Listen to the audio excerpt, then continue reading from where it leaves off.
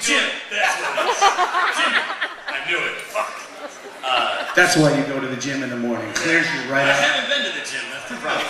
Jimmy, unfortunately, had a family emergency and some bad things happening in his life right now. I guess you guys can cover that better than I can, but unfortunately couldn't make it. He's fine, but yeah, so he's not with us. But Justin is here. He's not dead.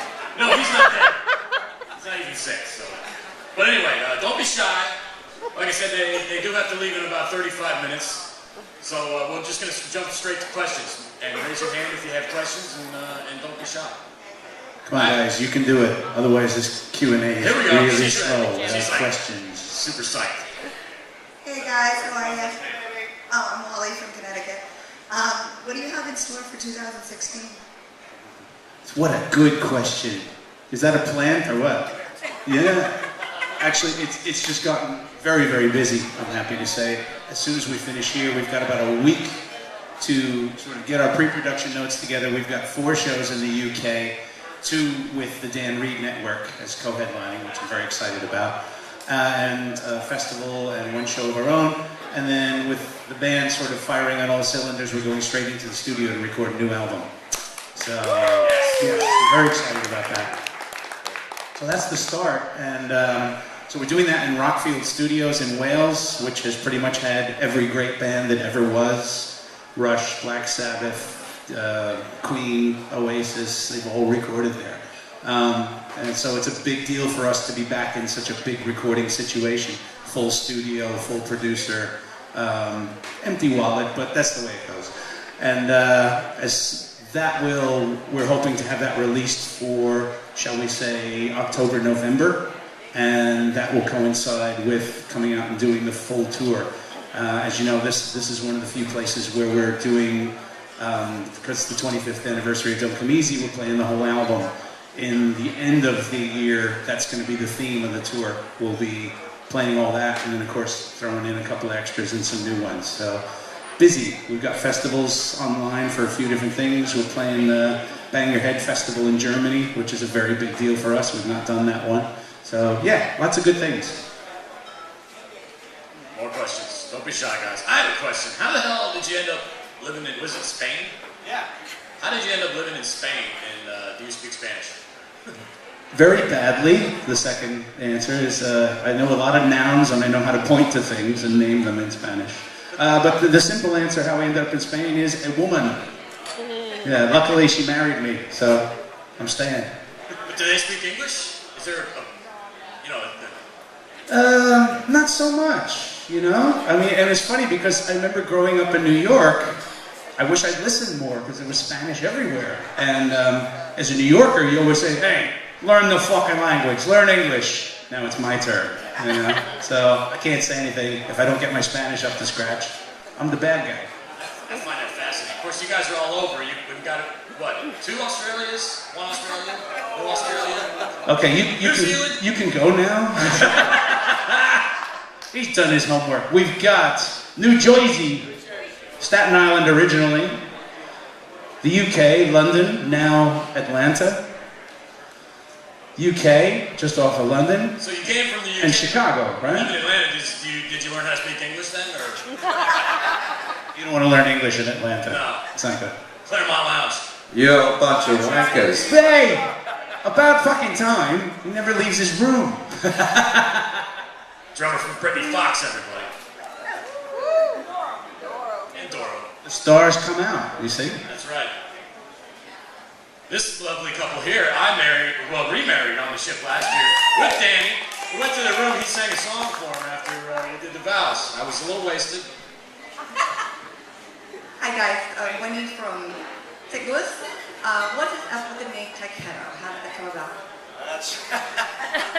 That question always goes to me. When we first started out, we were living at my mother's house in New York, and my father owned a couple of buildings in Brooklyn that we had no money, so we would go do various paint jobs and cleanup jobs. And the subject of the month was what to name the band. And one was, oh my God, there was a circus we could have been called. There was another horrendous name. What was it? They were terrible. The short list was horrible. So we were driving home from a day of painting, Brooke and I, And when you go through Brooklyn to get to Staten Island, you drive through one of the worst neighborhoods you'll ever see in your life. And we took a detour off the highway because there was too much traffic, and we saw this handball court with broken glass. Looks like nobody had played handball on it in years. Shattered glass everywhere, ripped down fence, and it was just graffiti, just Tyketto across this big, huge wall. So Brooke actually spotted it and was like, "That'd be a great name." Okay, let's try it. Took it back to Jimmy again. They loved it. So it was officially born with no name. Brooke was insightful and somewhat illiterate because we went back to take a photo of it, and it was Tyketto than that. So we never really have no idea what it means. So there's no name, there's no meaning to our name. With the discovery of the internet, did you ever Google the Tyketto? The closest thing we came was some dialect of Spanish, was I think Tyketto, which means to desire someone. So we'll take that. Good question. Who's next? Come on, folks. Kansas City. All right. So speaking of the painting and whatnot, what was the worst jobs you guys ever had? Oh, that's a good one. Just run down Great question. Worst job they ever had. This is the best. I'm not sure it's the worst or the best, but I was a therapist in a psychiatric hospital for 4.5 years. So I put people in straitjackets for a living before I put people in straitjackets for a living. I had about 35 jobs before I was 25. And the worst one out of all of them, I had to work in a potpourri factory. Just dumping handfuls of this shit in bags all day. And I'd have purple hands. I think I had purple hands for about 3 months. Sucked. Mine's not as funny, but I was working as a forklift driver at a textile mill for many years, and between the amount of cotton dust and the noise, it damn near killed me. It's the worst thing I've ever done. I have tremendous respect for people that can go and work at jobs like that. My worst job, I've had a few, but my worst one was putting the cherries on top of cream cakes in a factory for 8 hours solid, and they just came coming past you about 20 miles an hour, and if you missed, that was it. It was gone forever, so that was not good. It's like I Love Lucy. I'm pretty easy. I never had a job. No, for me it was working in a mailroom. It was probably my worst job ever, having to answer to about 300 corporate people. That's about it. Thank you. I guess I want to know Jimmy. I remember Jimmy from back when I was DJing in nightclubs in the Lower East Side, and he used to come and hang out and get wasted with me. That's where I met him. But he's good. Everything's. When's he coming back? You know, I mean, tell me this Jimmy story.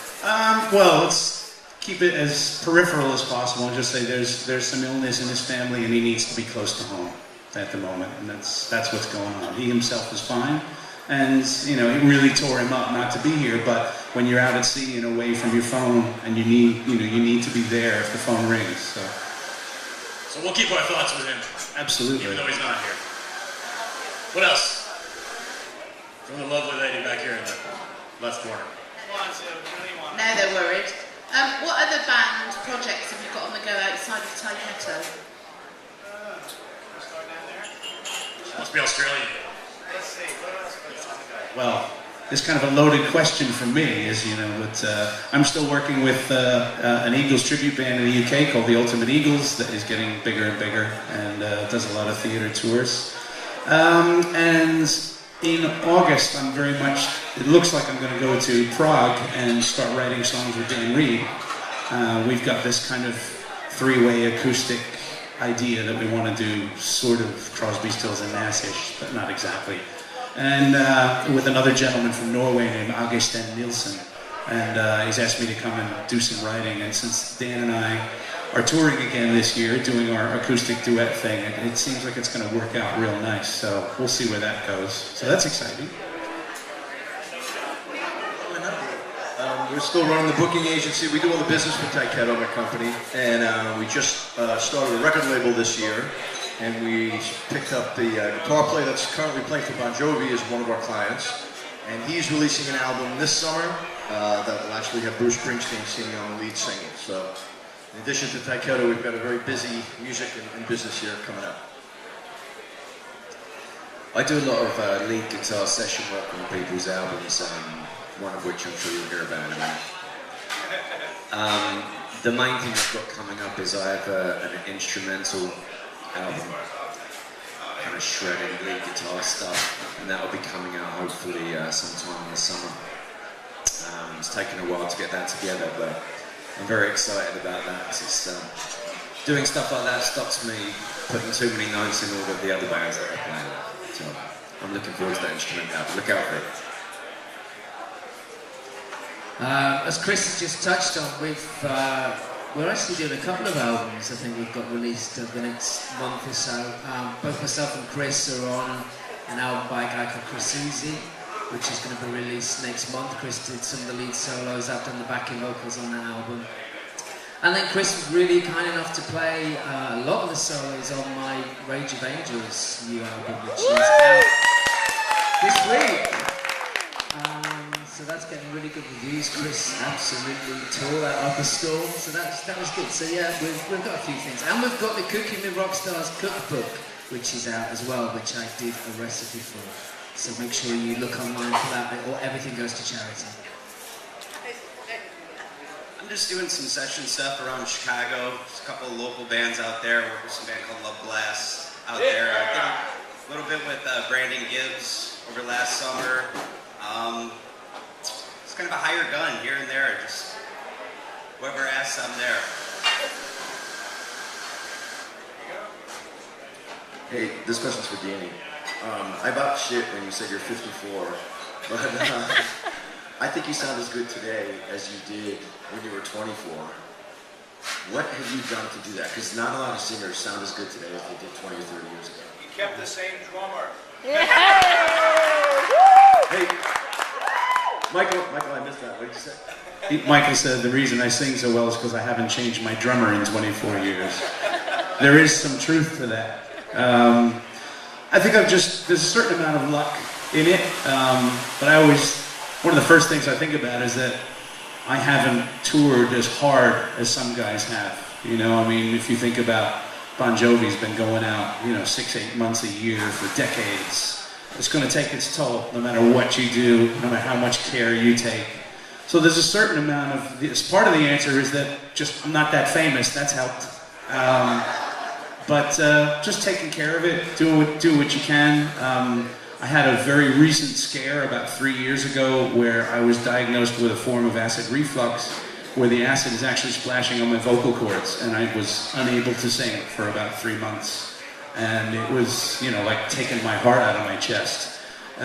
So that's part of the getting old part. You've got to adjust. So it's a lot to do with diet and messing about and a lot of stuff that's quite boring when you list it. But couple that with a little bit of luck, same drummer, it all works out.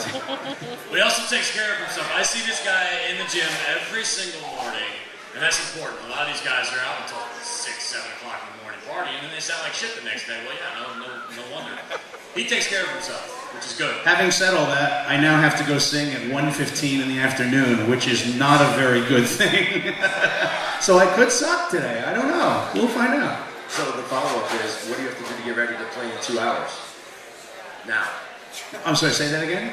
What do you have to do to get ready to have your set in a couple hours? For me, everybody's got their thing mostly. For me, I've definitely got to find about 15 minutes and just do some scales and warm-ups. And it's like any other muscle. You have to sort of stretch slowly and get it a little more flexible. Actually, doing this really helps. Just talking and opening it up and all that sort of thing. Cool. I'm on a roll. After the record, any U.S. tour plans?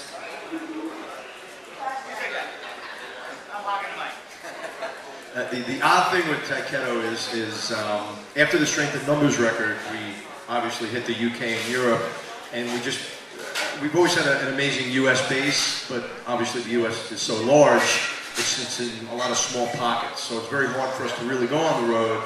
With half the band being overseas, it's logistically difficult. So we really save the American stuff for things of this nature. We're talking to a festival or two in the US for this coming summer. M3 was a huge hit for us last year. but to really get the band on the road, it's a near impossibility at this juncture. We're going to keep pounding the UK and Europe, but just besides some of the big festival appearances, it might be a while, unfortunately. There she is. We'll try. I got a question, Jed. Where'd you get your boots?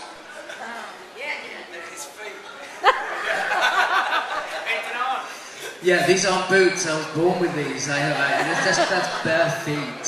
Chris said that to me yesterday. He said he's never seen me without these boots. And we've had showers together.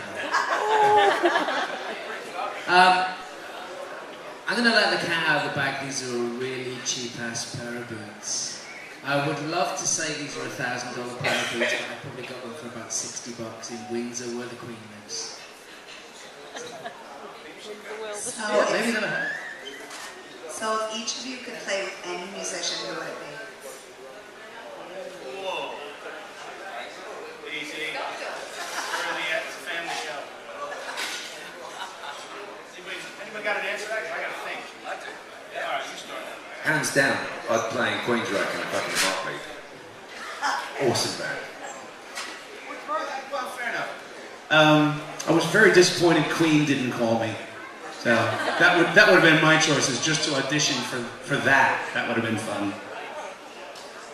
I'm still not speaking to Pedro Plant for not getting the invitation to join Led Zeppelin. Absolutely. For me, Whitesnake. You know, if I met the keyboard player in Wembley a couple of months ago, and I did try and break his wrists very subtly, but it didn't work. I'm playing with them, so Tyketto.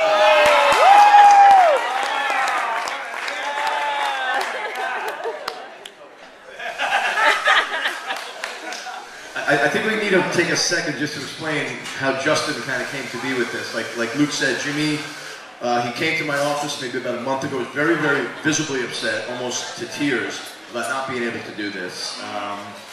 Danny and I and Jimmy kind of made an agreement that we're going to do this purely because we love it, and it's a family in every sense for us.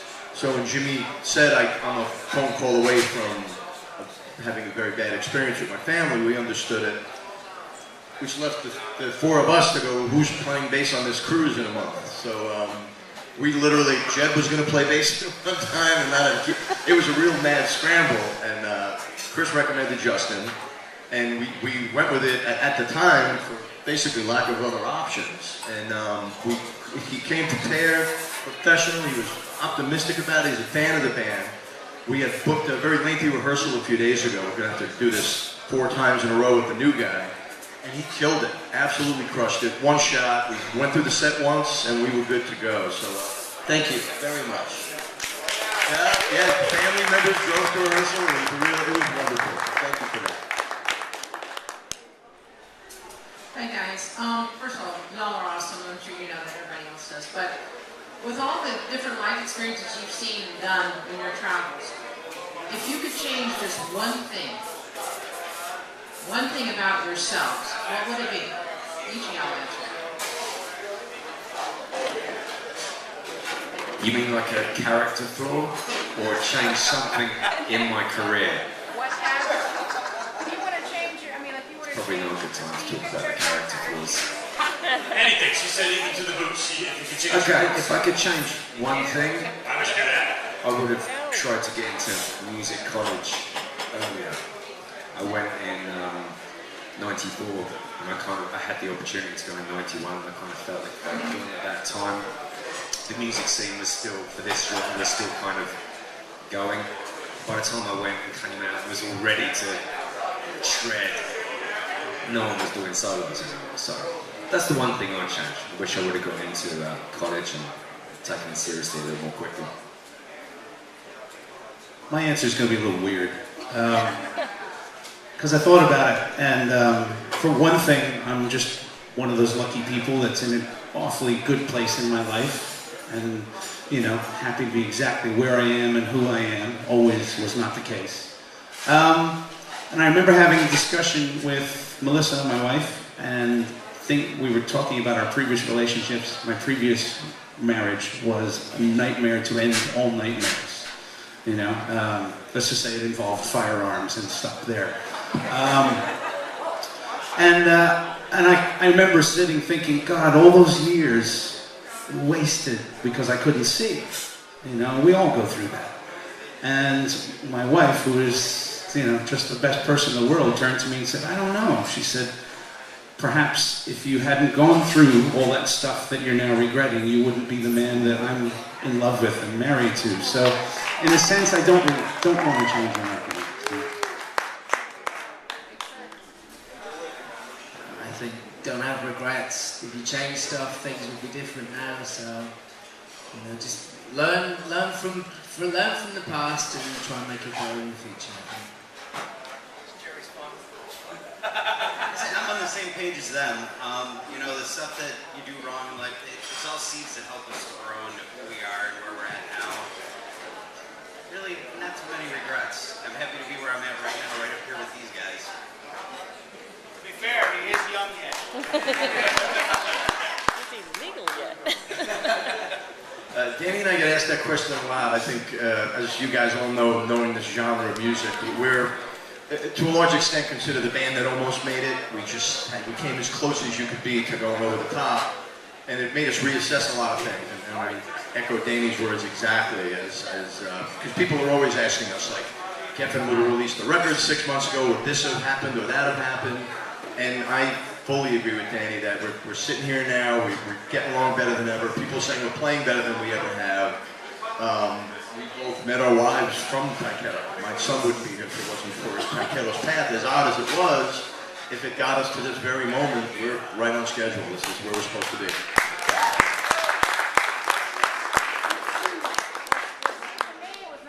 Lottery when they had the big, you know, jackpot, I probably would have won. That's my regret. I play that.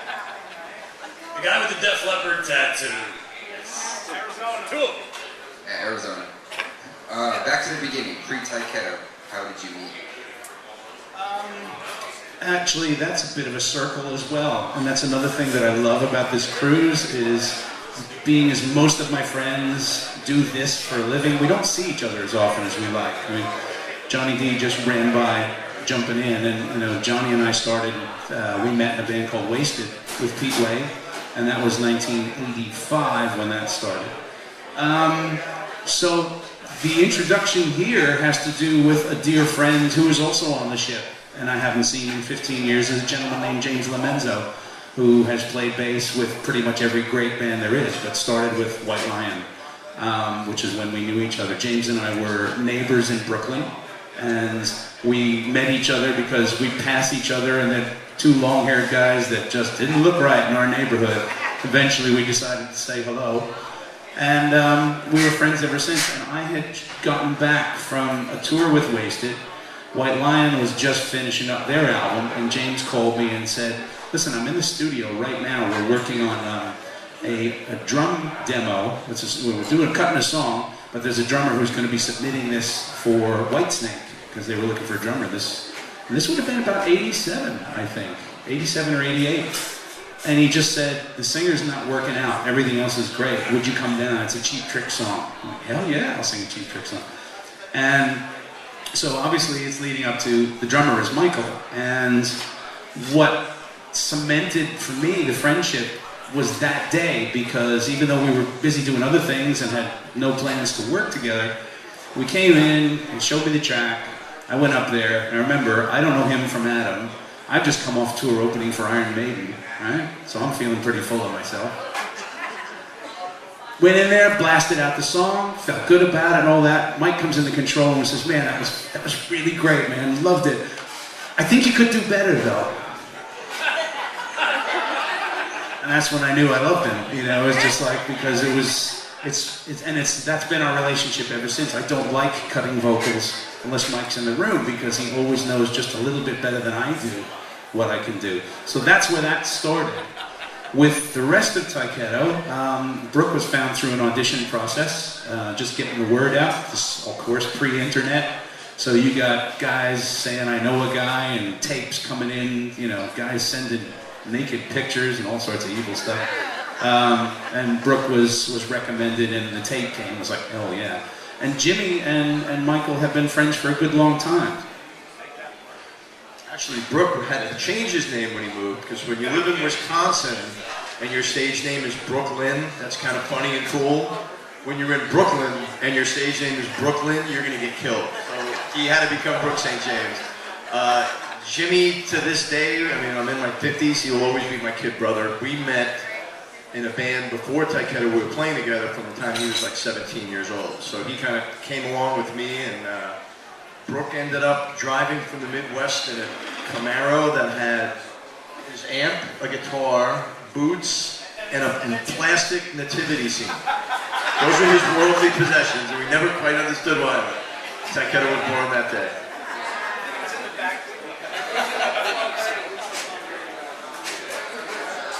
I have a question. Which bands are you looking forward to, or have you already seen on this cruise that blow you away? Last night, I finally saw Steve Vai, and I've not seen anything like that before. That was such a wonderful experience, such a musical experience. It's great that we all come to see the shred and the technique, but that's not what blew me away last night. What blew me away was the musicality and the expression and the soul that was involved in what all those guys were doing. So that was a big one for me. I stood on the same stage on the beach yesterday as Akira Takasaki. That was also a very sobering experience watching him play. You know, fantastic. I'm still looking forward to seeing Vixen, whom I have not seen yet all these years. So that'll be a great catch-up for me. I saw Gothard last night, who they were awesome. So yeah, them, and I still got to see Extreme, so I'm looking forward to that. With Jed, being from the States, and some of these bands don't come over ever. Gotthard was definitely, that was the big one, and they killed it last night. They were fantastic.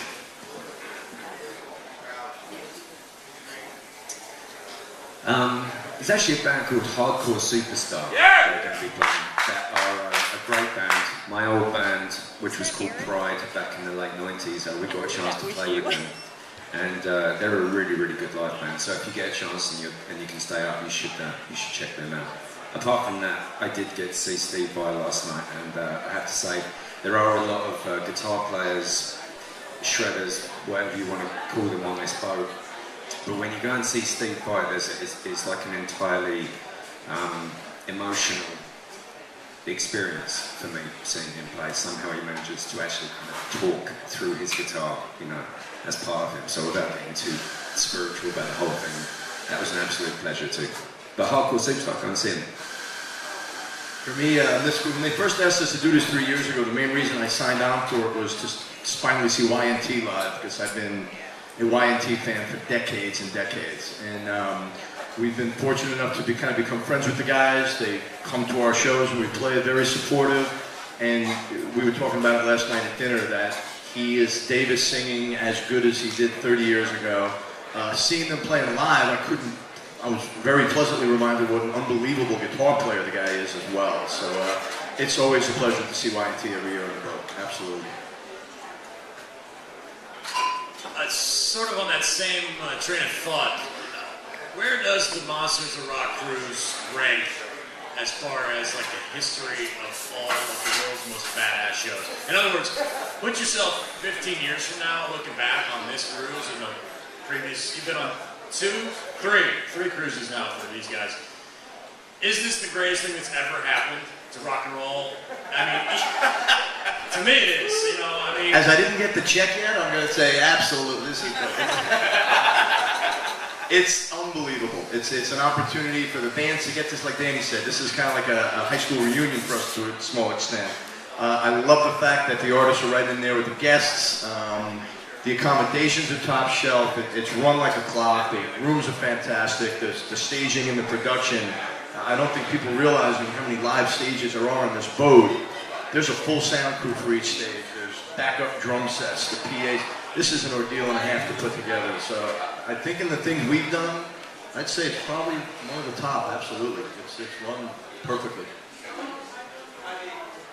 Just going to say, because they're back there, the guys from Steve Vai's band, thank you guys for last night. That was an education and an experience, and I'm so glad I got to see you. It was awesome. Back to Luke. Yeah, I mean, for me, you know, with us, as we keep saying, we came to this level, we didn't quite break through the ceiling, so we're kind of this little underground band that could, and we're still here 25 years later. The beauty of the cruise, to me, is not just having, like, it's like a high school reunion with the bands that we came up with. I mean, I remember doing a gig with Extreme when we played together, and Nuno said to me afterward, I said, man, you guys were fucking great. He's like, yeah, we'll probably be opening for you next year. You know, so we came from that level with a lot of guys, with Skid Row, with the Bullet Boys. We were all kind of coming up at the same time.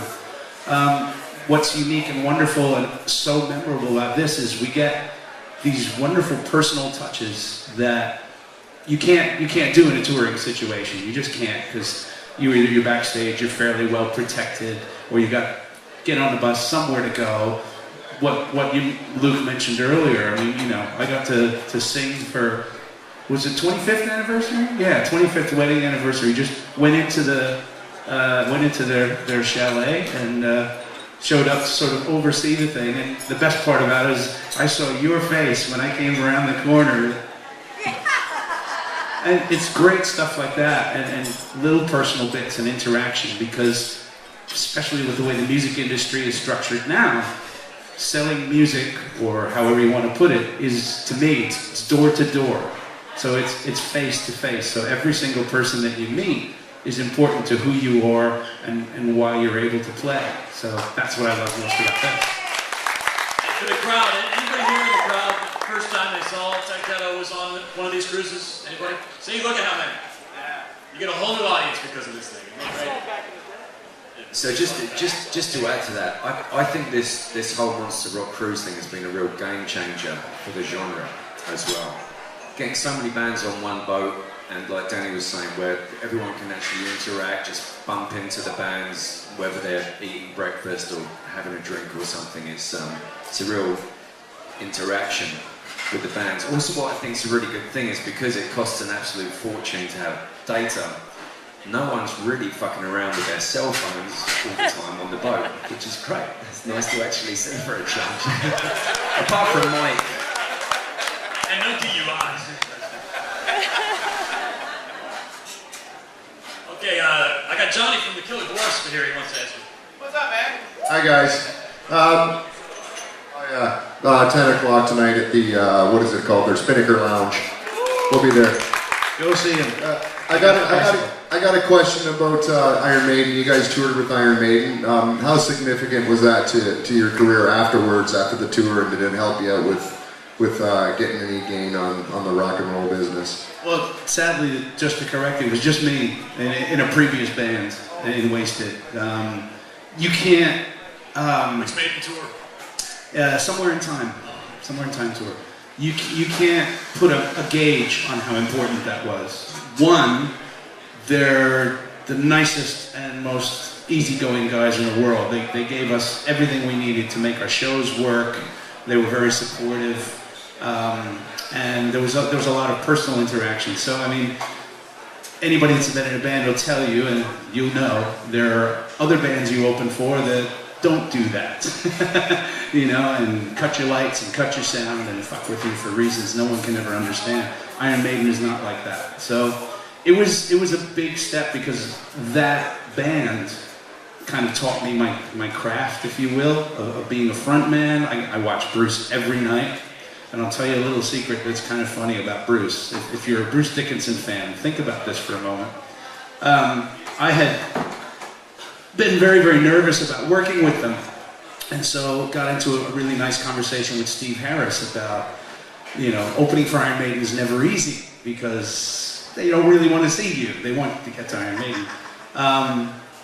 But we were discussing, like, you know, how Bruce had come along from the Samson days and all that. Because you know what? He says, I made Bruce sit down and watch film after film after film of Ian Anderson from Jethro Tull. And if you look at Bruce, he'll do that, you know? It's all Ian Anderson, minus the flute. So it's kind of like we pass this knowledge on. Well, they do have a show to play, which I assume you are all going to. And let's not forget that this cruise is quite possibly one of the greatest things that's ever happened to not only rock and roll, but to ourselves. So have a good fucking time. Give it up for Tyketto.